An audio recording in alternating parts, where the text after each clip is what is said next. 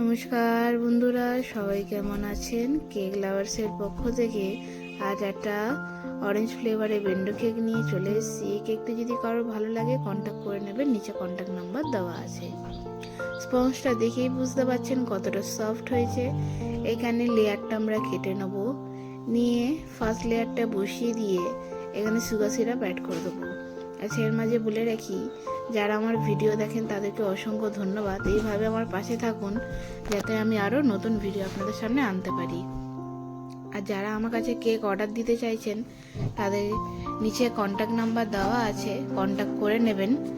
এবং এখানে egg with eggless সব রকম ফ্লেভারে সব রকম ডিজাইন এখানে পেয়ে যাবেন। কাস্টমাইজও করা হয়, যদি কারো ভালো লাগে অর্ডার করে নেবেন।